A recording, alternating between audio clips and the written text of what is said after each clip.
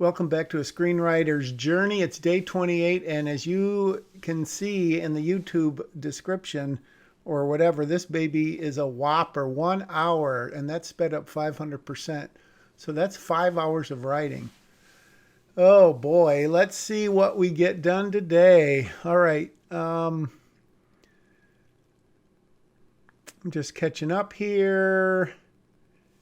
So they're in the hotel, and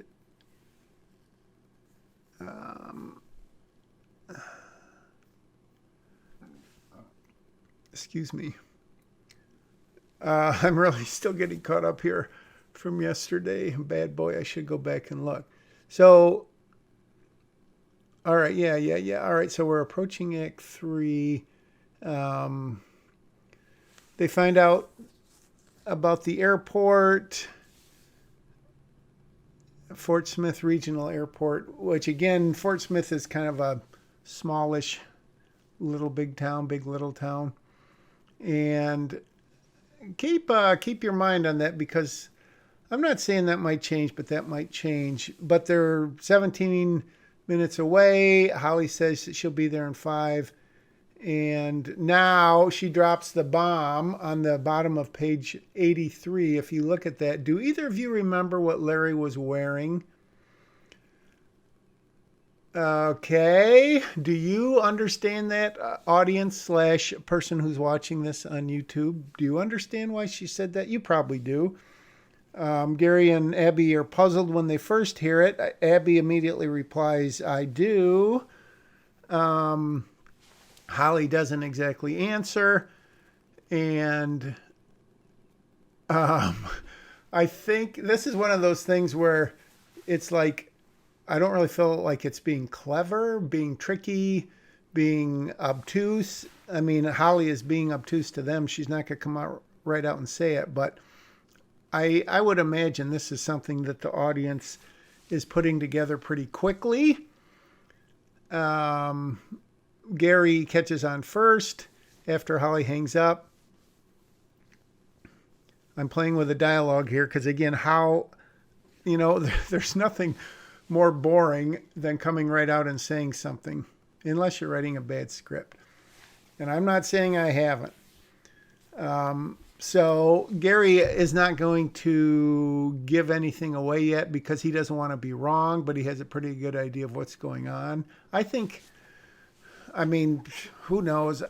I assume if you're reading this, listening, watching, whatever, I assume the audience would know. I think either way, it's fine. All right. So they're sleeping. They wake up. So obviously it's the next morning in the trampoline park. Wait a minute. Oh gosh, I jumped way back. I was wondering why they're having this dialogue in the trampoline park, but now I realize I jumped back, and this is the first time they just woke up. So I'm not sure what I'm changing here exactly, because I kind of lost track because I was talking. I guess I'm just sort of tweaking the dialogue. Oh yeah, I am going to work on this little bit here, I think. So yeah, we talked about optimistic genes, as in Larry got both of those, and Gary has got the cocky ones. Cocky isn't the same as brave. All right, and now I'm thinking Gary hasn't really, well, I guess he's sort of been cocky, but it's more, I'd say, surprisingly cautious for a guy who seems so outwardly braggadocious. I don't know that I would call him that. Maybe. I was reading this or watching this super interesting thing on Film Courage, the YouTube site, and they had a guy on, something English maybe. I sent myself a copy of it, but he talked about 9 character types, and that really got me thinking.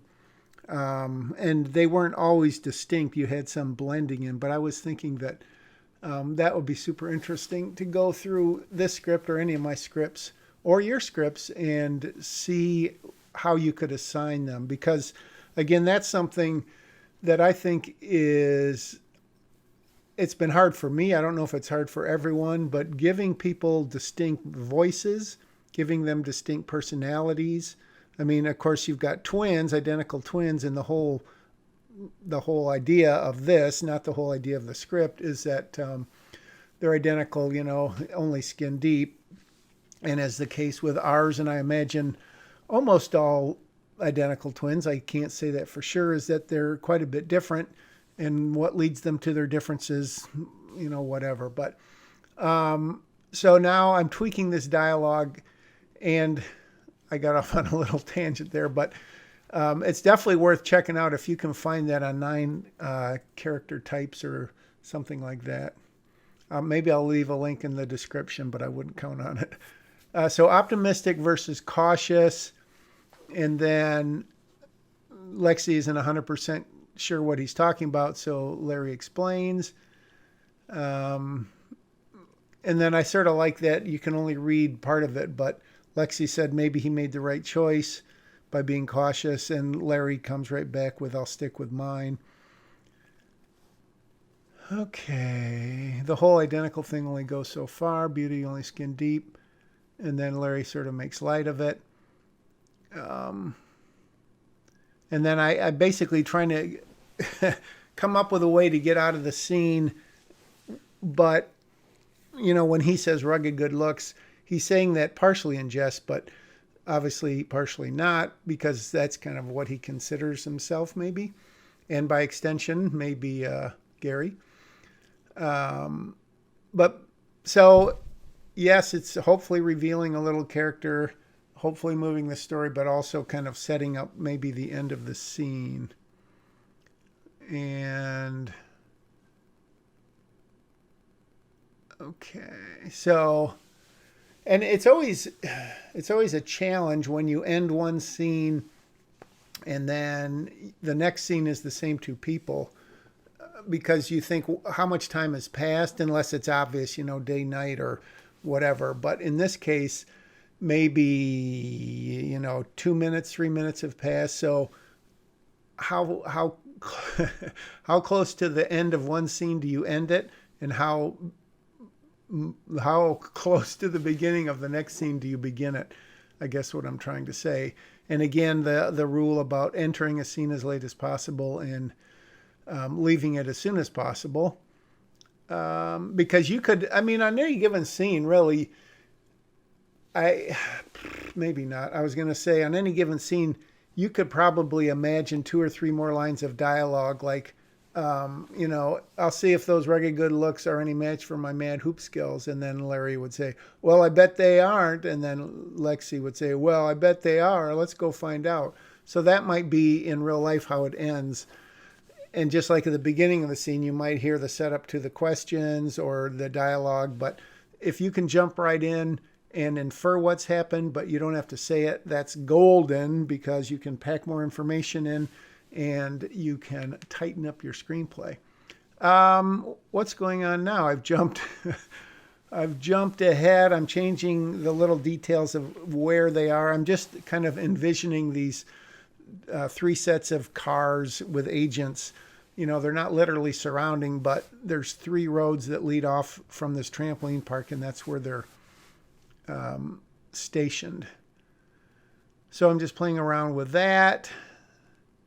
I've got the burly men. There's another question that I often debate among myself, and that is, at what point do you name a character, like 2 burly men? Because I'm picturing them saying very little, and so like burly man 1, burly man 2.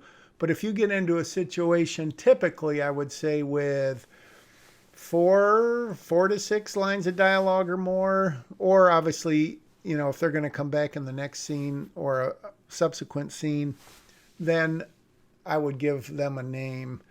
It's easy, if someone's a pilot, it's easy just to say pilot, and I don't know that you would need to name that. But when you're describing someone by their attributes, burly man or thug or something like that. Although having said that, thinking ahead, I may have broken that. All right, so Briggs, And we've already gone through this dialogue. This is a slight rewrite, it looks like. And again, I've got the name Briggs on there. And as I recall, his name is Hogan now. So at some point, I'm going to fix that.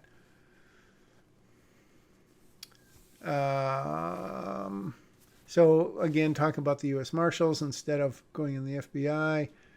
And then, I think this was, and I mentioned this before, that this is kind of the point where I'm thinking that Briggs / Hogan could turn into more than just a bit part, a sounding board or someone to be there so she can talk. And the idea that he has been in the FBI for maybe as long as she's been in the U.S. Marshals, and he hasn't really advanced in his career because he's kind of on the back lines and not the front lines. So I thought, I'm not exactly sure at what point I thought about that. Again, it wasn't in the outline, but I thought that would be kind of interesting. They're not really similar people, I don't think, but they've had similar circumstances. So I'm just sort of playing with that.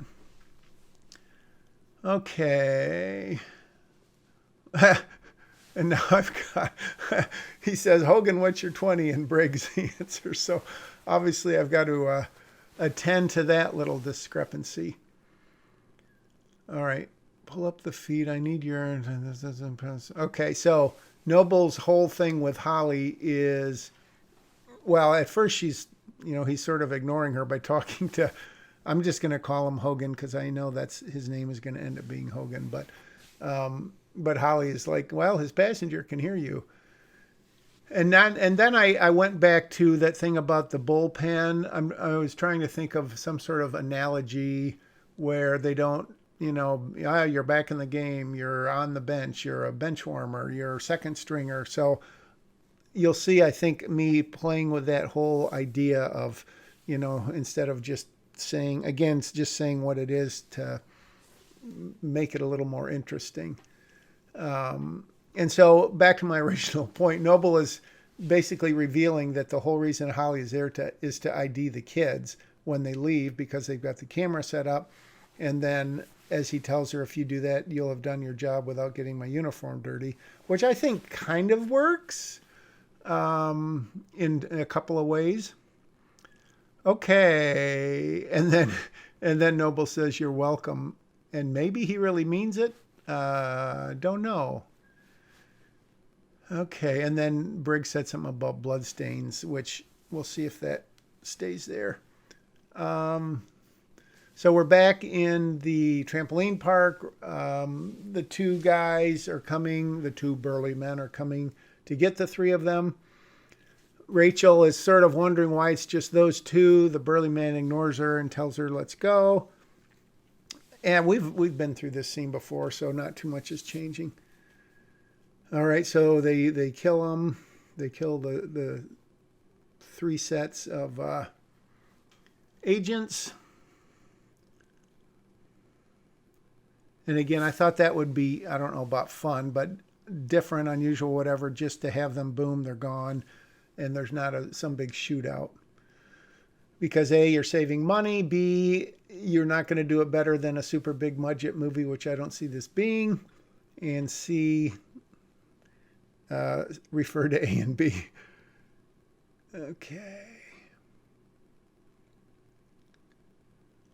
So, yeah. So a little dig back at Noble. Their names are Lexi and Larry.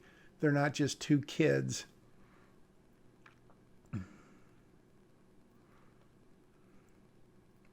Noble not happy. And so she answers. I can't remember if that dialogue stays. I shouldn't give away all these spoilers about me changing dialogue because you're like, oh, that's so awesome. But just kidding. All right. So at this point, Noble does not know, of course, that the three sets, Alpha, Bravo, and Charlie are dead, but they are. Oh, do you see me right there? I changed all the Briggs to Hogan. That was kind of funny. Okay, and so we're coming back to to Holly and Hogan out there not knowing what's going on. Noble does, so he is calling them. Okay. All right, so Holly is now taking charge of this conversation.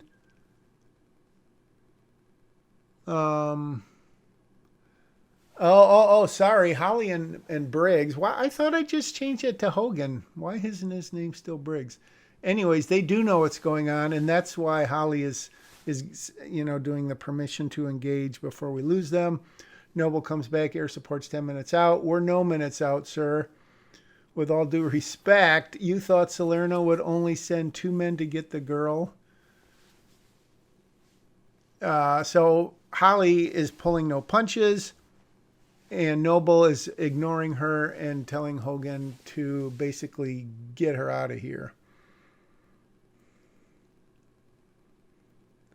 All right, so this I changed this, I believe, because this is where first Holly pushed him out and then took off with his car, right? So this is undergoing a rewrite, and again, this is because I've got the idea that maybe Hogan can be more than just a patsy who disappears. And so, whoops, I have Noble saying copy. Obviously, that should be Hogan. I'm sure I'll fix that at some point. And then, again, this is kind of the cutesy line, which I'm playing with because we're done babysitting. Babysitting time is over. That sounds like an Arnold Schwarzenegger line. But we're done babysitting might be construed as one too. So who knows? But I think you get the idea that Hogan has had a little change of heart, a little change of mind, decides maybe that they shouldn't just sulk away and he should do what his boss tells him to do. Gosh, I can't believe it's funny how I'm looking at that Noble saying copy, and it's like, Jack, it's staring you right in the face. Why don't you change that in header or that character line, slug line, whatever. Okay, that sounded pretty good. Oh, wait a minute. I'm changing this dialogue. I like that. I thought I had that snappy babysitting.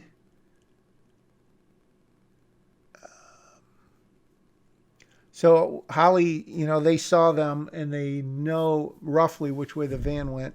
So they figure maybe, they might have some lead on being able to run them down. So she zooms out the map. And then her phone rings. Good timing. Hopefully that's not too convenient. All right, so what's going on here? Oh, look at this. Dialogue changing. Okay, so of course Gary and Abby just saw on the monitors, the surveillance things, they just saw the van leave. They don't know that anything's wrong. So Gary is like, what happens next?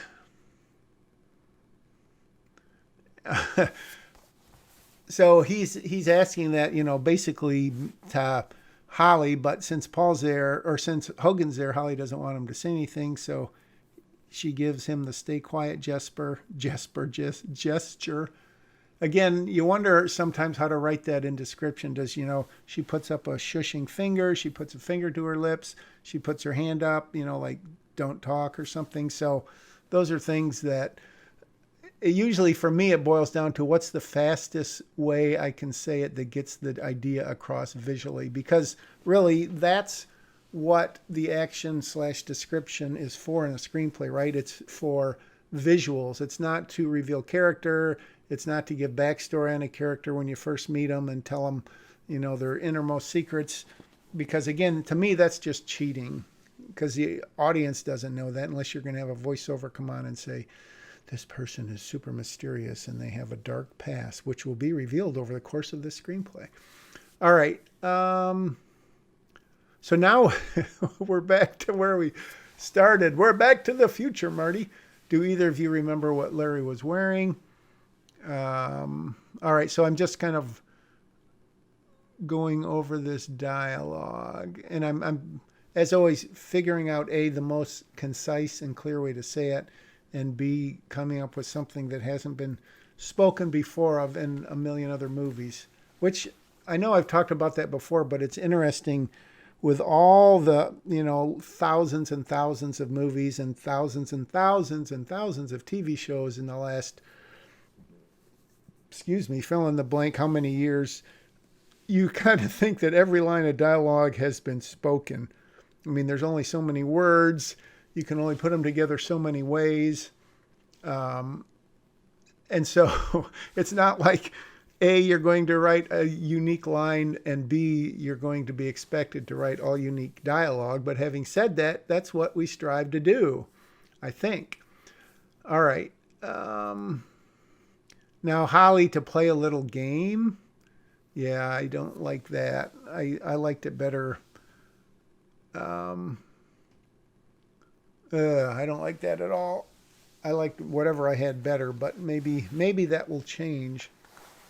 I'm not going to say because I don't know 100% for sure. All right, so we're back in the sedan, and they're seeing how to get to this Motel 6, which, of course, the clothing store is right across the street. And so now, of course, Hogan is, now that he sort of knows what Holly has in mind, he's thinking, well, I got to call my boss and let him know. But Holly, reading his mind, or just, having intuition to some extent, she delivers her line, look, if you call him and he muddles together some, or cobbles, even better, how many more agents die? And Hogan's response is, well, it may be just us two, and maybe the kids, if we don't involve any other agents. So, yeah, I mean, I see what I was going for here, and that makes sense. I mean, Holly is taking it literally because she's got on a bulletproof vest. She assumes that Hogan has got at least one. Or as she says, you're telling me you don't have one of these back there. And he goes, yeah, I got one. But if there's going to be four of us, what happens then? So we end up with the whole nowhere near the action like us, reflecting back on the reality of their past, which have never been in their careers being near the front lines. Will that change? Maybe it will. So anyways, I did cut out like 2 minutes of video that turned out to be something other than my script, but it seems I don't see my cursor blinking, so I don't know what's going on here. I'll wait another couple seconds. I may have stepped away from my computer while writing this, and I left the screen recorder on. So anyways, there we go. That leaves Hogan and Holly, and again, Hogan character sort of developing maybe a little bit as the script evolves.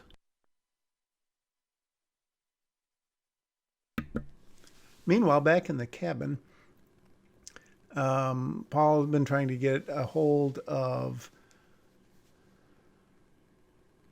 Holly, and Noble not too happy about it. And I think I'm deciding, obviously this scene has changed because Holly's not talking to Paul anymore. And Noble is kind of sounding like a whiny baby. So one thing I've noticed, once you introduce a character, not that you don't want all your characters to have some sort of, development or arc or something, but sometimes you can get wrapped up in what it is admittedly a very minor character, and maybe the sole purpose of that character is just to sort of move the story along or something.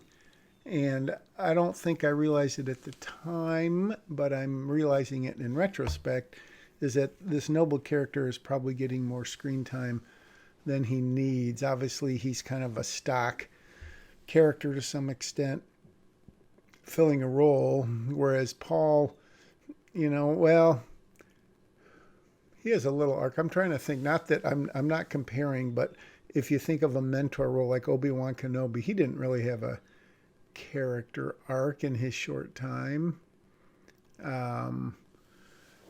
And Paul's original purpose was sort of the mentor, even though we haven't seen much of that. So I've sort of been not struggling with that, but considering that. Obviously, Holly hopefully has got the arc between someone who is like totally ready to advance their career, thinks it's been a waste of time, etc. And now she's like second guessing herself because of her emotional attachment to Lexi.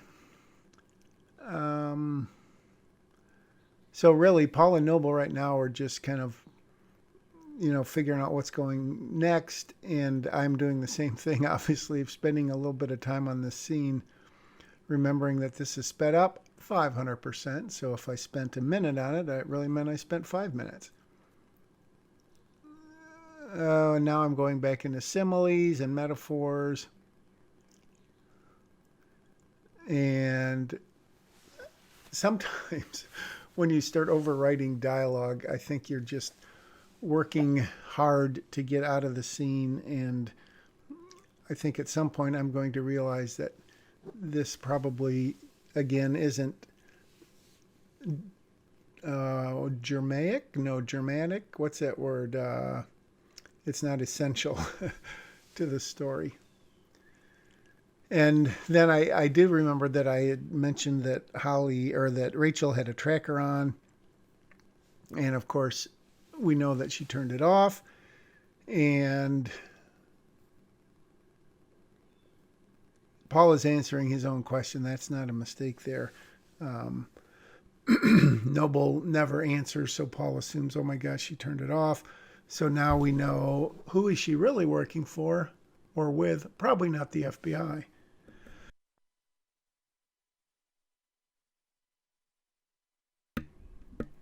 Meanwhile, Holly and Hogan are speeding toward the Motel 6.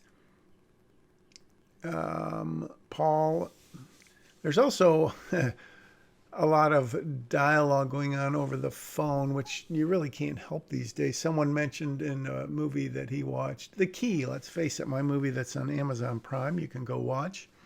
You can recommend it. It had a pretty good run of getting some minutes watched, but now it's fallen into not so much. Anyways, he said that he thought there was a lot of talking over the phone, and he mentioned he preferred to get his story delivered in a different way. And I've kind of been considering that. I don't know, people don't literally have to be in the same place to have a conflict or drama, but I probably do need to revisit that because there are a lot of phone calls. I mean, think of the typical story these days, of typical movie or TV show, whether it's FaceTime where you can see them or just calls. It's just the way the world is. Not an excuse, I'm just saying, but maybe I can fix that. Yeah, he says the man in charge, and Holly says you're being generous, which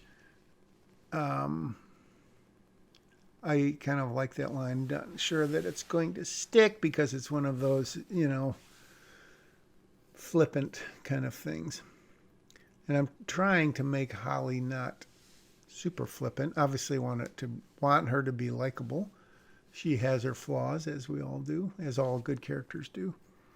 So Paul is filling her in a little bit on what he has learned based on his conversation with Noble. And we're finding out that Rachel maybe has been working with Salerno a lot longer than we thought and is basically double-crossing the FBI and has done so trying to get more money or, as he says, up the ante from Salerno. So as Holly listens to this, as you see there in the middle of the page, she plans on winning Lexi's affection the old-fashioned way by buying it. And now Hogan is sort of getting in on this. Oh, so I'm not sure when I came up with that line. I've never had a partner, so I'm taking one for a test ride. Which, again, kind of has a double meaning. Hopefully some hidden, subtext there. And Paul doesn't really respond to the test drive part. He just wants to know where they are. And we'll see if Holly's going to tell him or not. Excuse me. No reason that she wouldn't. But this also is to further the little story between Hogan and Holly. And she could have said something totally jerky, but it was sort of a backhanded compliment, maybe. Okay, so, oh my gosh, have I gone backwards again? I keep trying to set this up of how much Holly would tell them.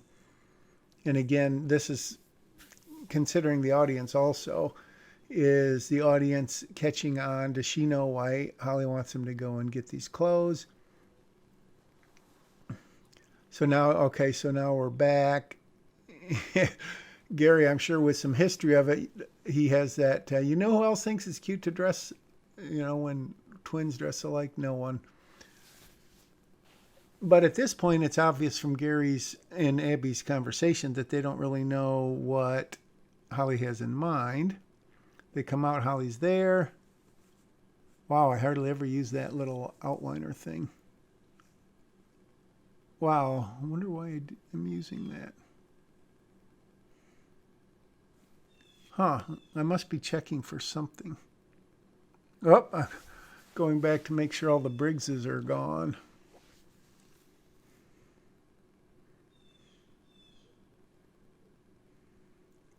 Okay. Sorry, I'm just reading. I'm jumping all over the place here. Save your receipt.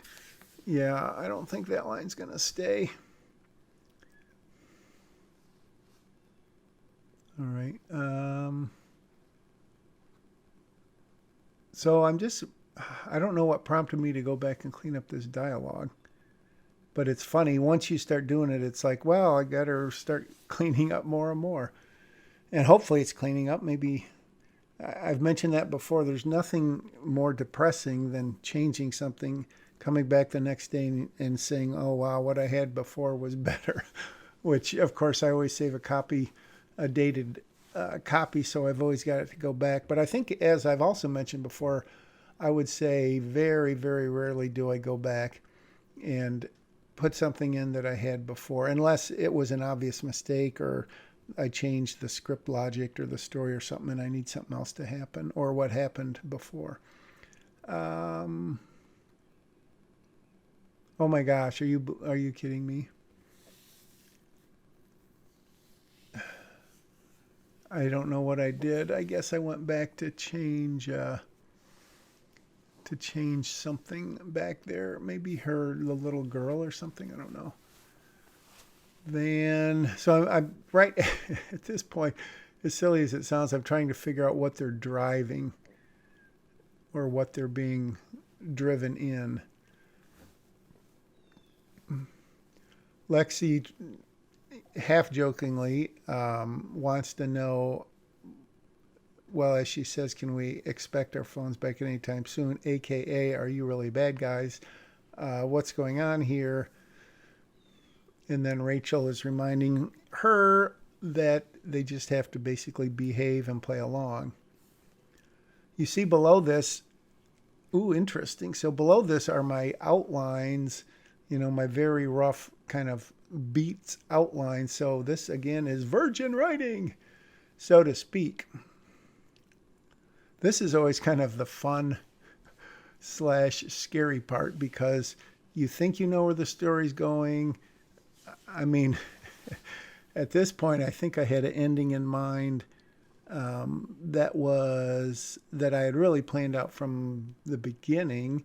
And so sometimes as you go along, you kind of are thinking to yourself, is this story going in a different direction? Is it going to end the way I thought it was? Is it going to end the way I want it to? Will it make most satisfaction for the audience? And again, I think we've all had that experience where the characters sometimes take over and they're running the asylum.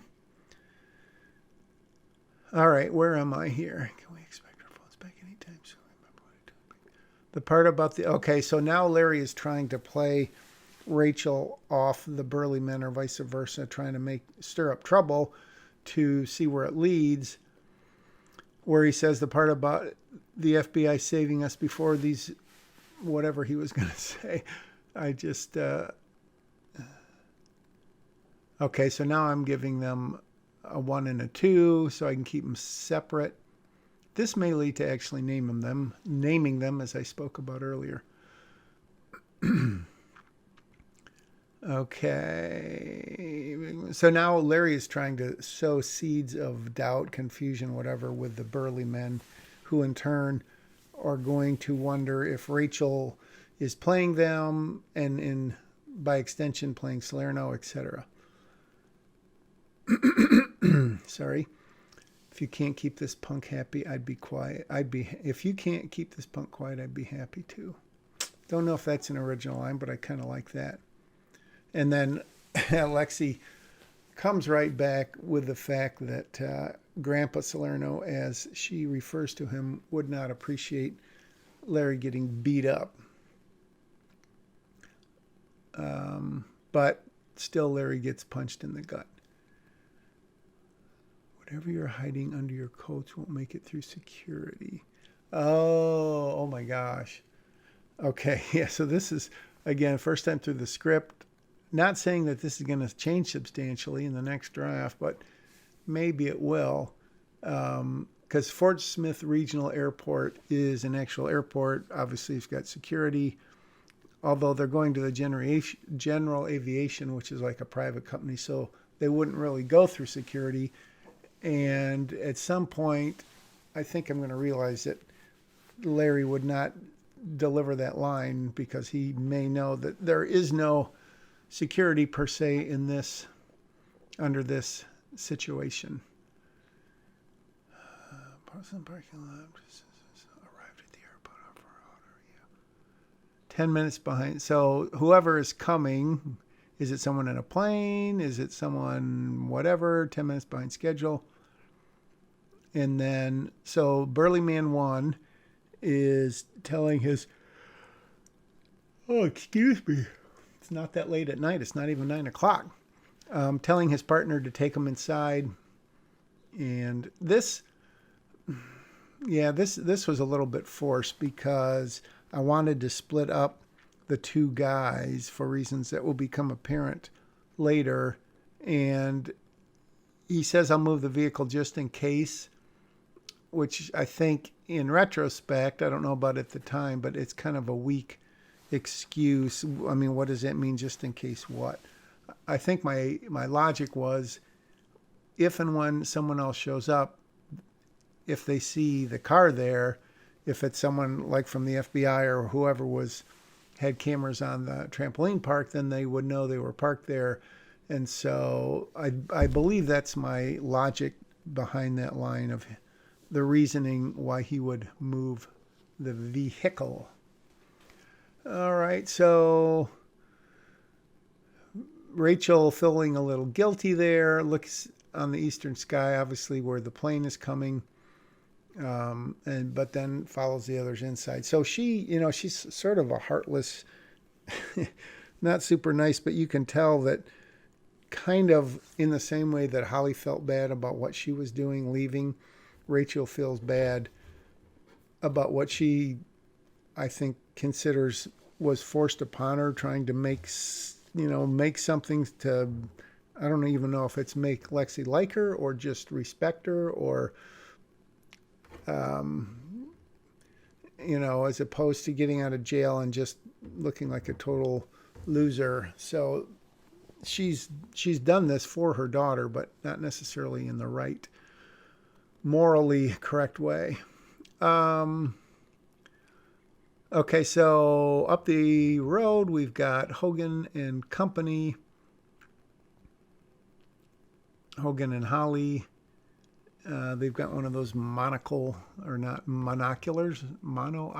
whatever they're called, like you see in the spy movies.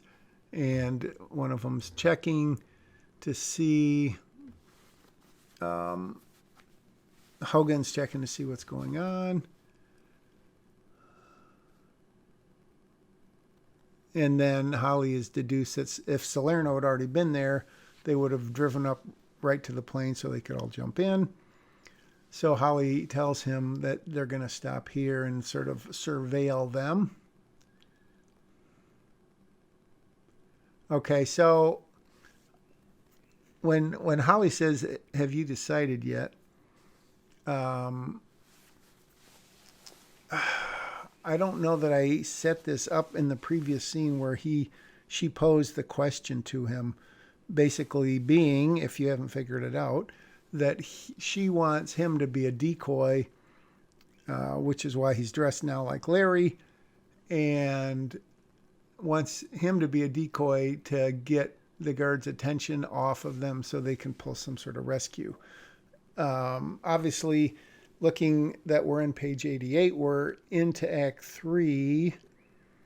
I should really go back and look and see kind of what that break into 3 was. And again, because I don't know that I've got a super all is lost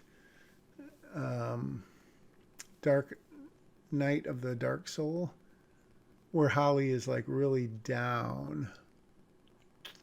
Yeah, I mentioned that before, but I think I really need to figure that out if there is a point like that, and then kind of the story turns around and that kicks us into Act 3. Obviously, it's got to be something proactive. I mean, the most obvious is like when the rebels in Star Wars go after the base and blah, blah, blah. There's, if you're a Save the Cat or a Save the Cat Strikes Back kind of person, you can see what he does. In the first book, he just talked about the finale, which is like the last 25 to 30 pages. But in the Strikes Back book, which is actually the third one, because the second one is Save the Cat Goes to the Movies, where they just analyze a bunch of movies and their structure. In the third one, he breaks the finale into, I'm remembering from memory, but it's like gathering the team,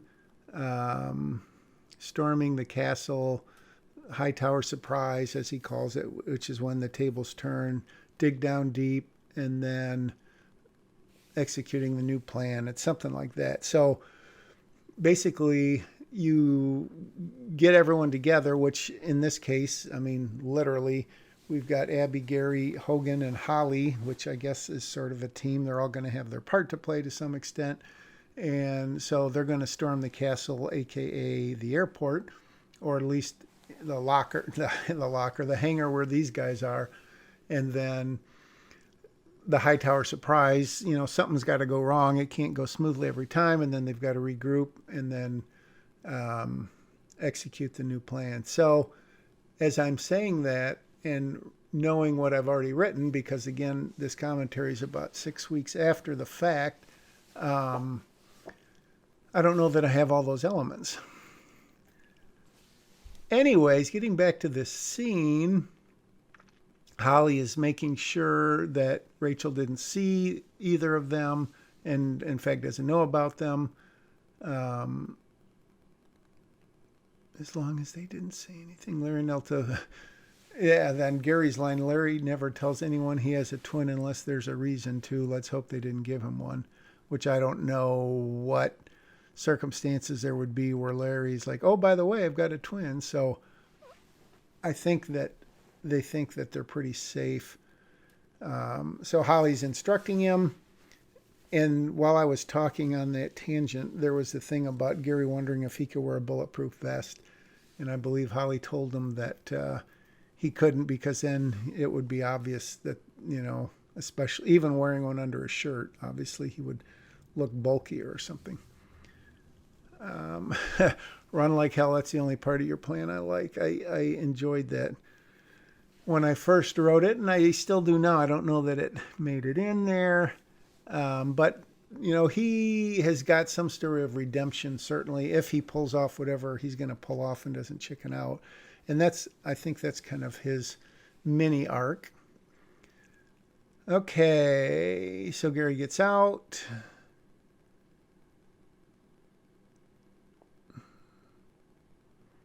And I'm trying to give Abby a little something here, because really she obviously doesn't really have a part to play. And again, I didn't want to make it where the teenagers go in and totally save the day and make the adults look like idiots and, like Scooby-Doo or something. So having said that, if Abby just sits there and does nothing, that's not going to be too exciting unless something interesting can happen. But in the meantime, Hogan is putting on his vest. There's a gun back there. Oh, I just remembered something that I haven't written yet. So Holly's basically going to tell Abby, just sit here and do nothing, which is not a great thing in terms of drama and conflict. Okay. TAC Air is some private airport or private air something, air transport or something that I think I found on Google. So that's why that's in there. I don't even know what it stands for. But I did look up the Fort Smith Airport. So for better or worse, that's based on reality. Probably for worse, because unless we got their permission or the filmmakers did, we couldn't use that, obviously. All right, think long, think wrong. I don't think a teenager or a 20-year-old would say that, but that's something we used to say in a business I was in, like don't overthink it. So he leaves. You'll be safe in here and totally worthless, stating the obvious, but I think, okay, so that's what prompts her to do that.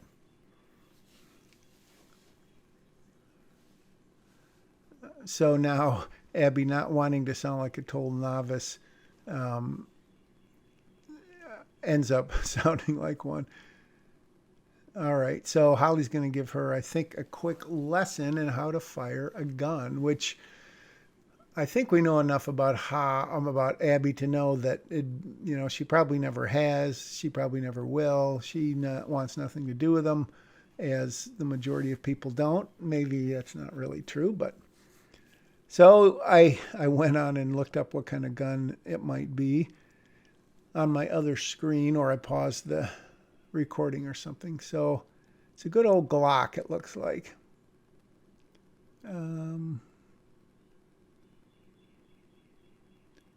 So now we're inside the building. Yeah, I'm looking at the previous scene. Do what you have to do. Meaning if you've got to shoot someone, do it, which, that might get rewritten. I don't know. Maybe not. So now the burly man are really wanting to make sure from Rachel that she is not screwing them over and that this is going as planned. And now it's kind of revealed from Rachel, and not really desperation, but wanting to not take any guff, that, look, I've had all this time to think about it, and don't you think we've thought through all the scenarios?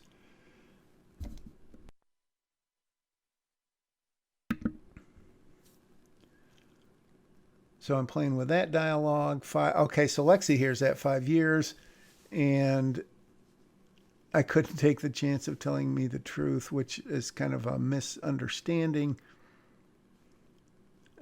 So now Lexi, not that she hadn't before, but now she's beginning to wonder, has her mom, anything she said, has it been the truth, or has she just been lying to her pretty much this whole time to get Lexi to go along?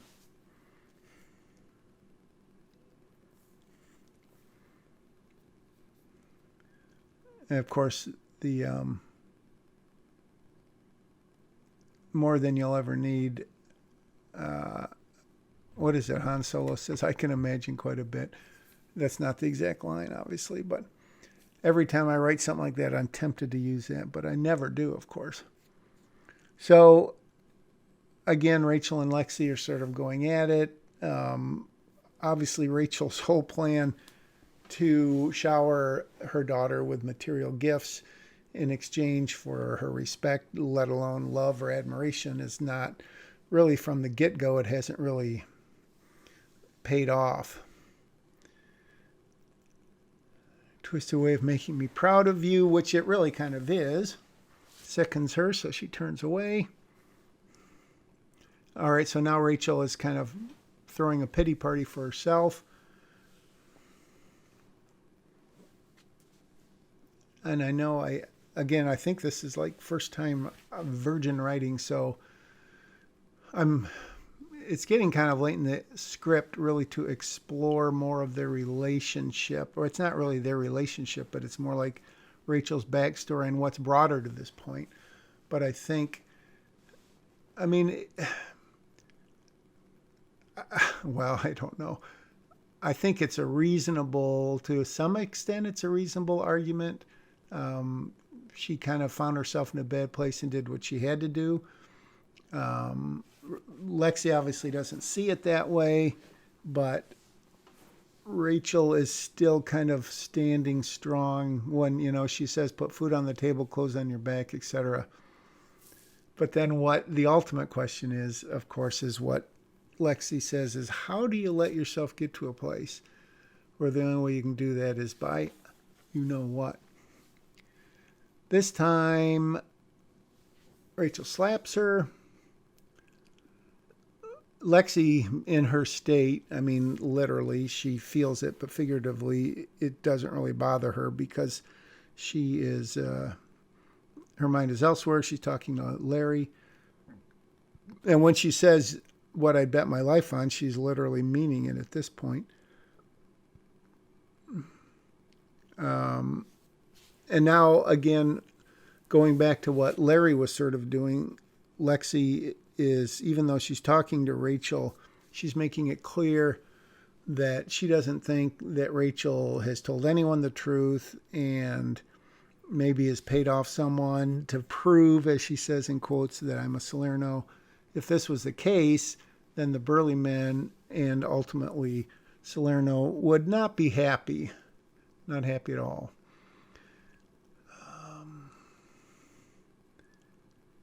You're as good as dead, we all are. So, not really a lightly veiled threat, just the fact when Rachel says that if she's not a Salerno, obviously, if and when Salerno shows up, or these thugs are going to kill him because they're obviously not going to just let him go to rat on them. So, you're as good as dead, we all are. In that case, I need to take a final piss. This is obviously a transition to turn the scene quickly in another direction because Larry has got to leave, and we all know why, right? Because logically, if he's standing in the room and the two thugs see him and then they see Gary dressed like Larry outside, they're going to say, oh, twins. So we can't have that. So Larry makes an excuse, although, having said that, Larry doesn't know what is being planned. So he may have some idea of his own, or maybe he really does have to go to the bathroom. And so is that too convenient? Maybe it is. But then the Burley man too tells him to go. Excuse me. Burley man's got other things on his mind. Is she his grandkid or not? Then they hear the plane coming.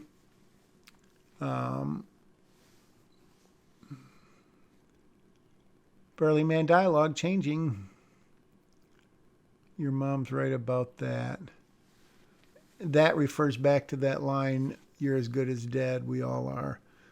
And I think at some point I realized that might be too far removed considering that Larry has done the whole bathroom part. Uh-oh. Look at that. It's time to give them names. Where did I come up with those? I think I looked up like tough guy names or something on Google. Ace and Clyde, and I think I found both of those names there. I don't know. Ace, Clyde, I don't know. He sounds like a klutz, Clyde. Anyways, I have officially named them.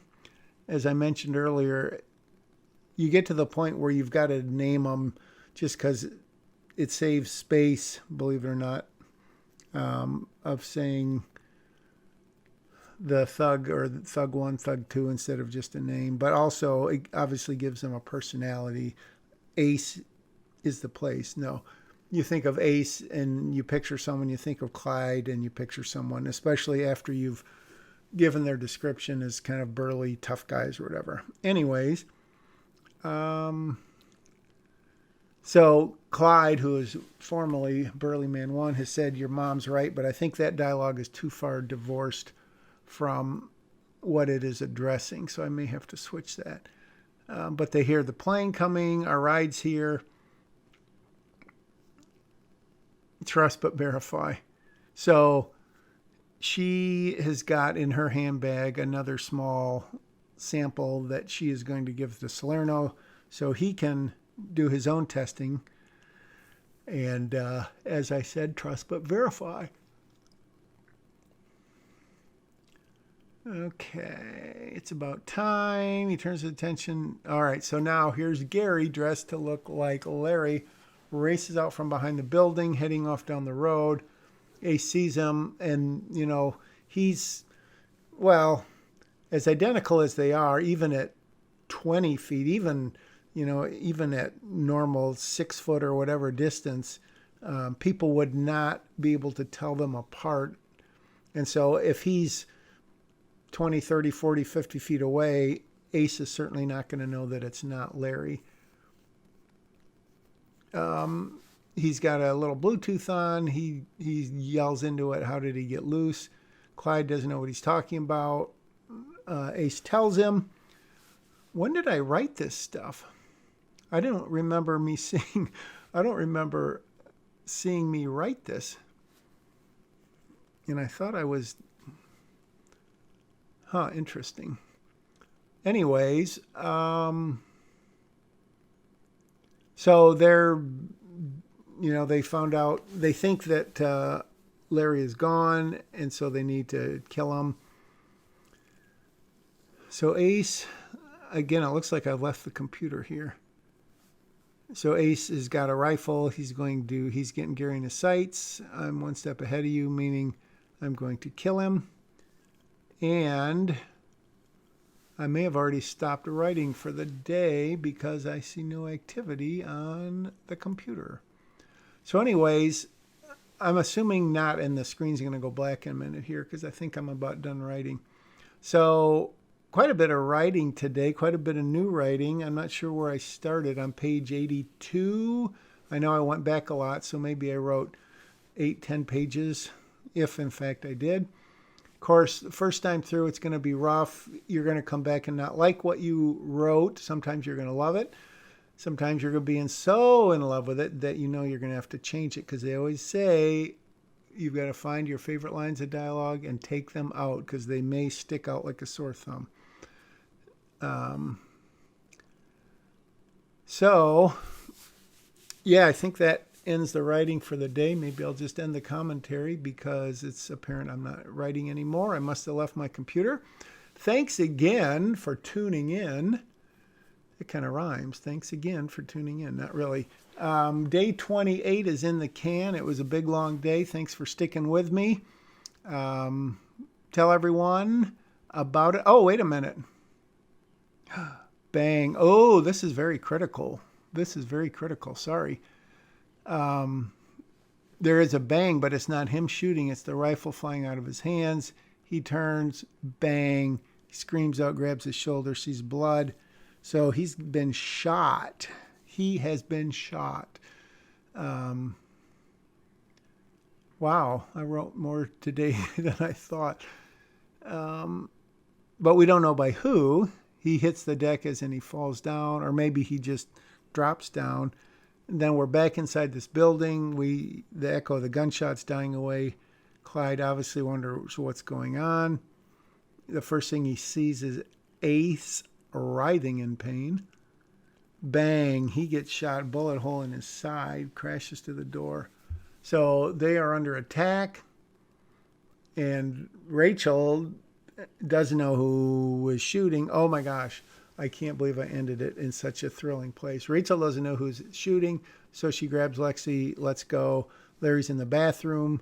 Or is he in the bathroom? Gary has run for it. Someone's shooting them. We assume it's Holly and Hogan, but maybe it's not. Anyways, 1 hour. 1 hour. Thanks for staying with me. As I started to say, day 28 is in the can officially. Thanks again for listening. Share it, like it, comment, thumbs up, subscribe. See you again tomorrow on day 29.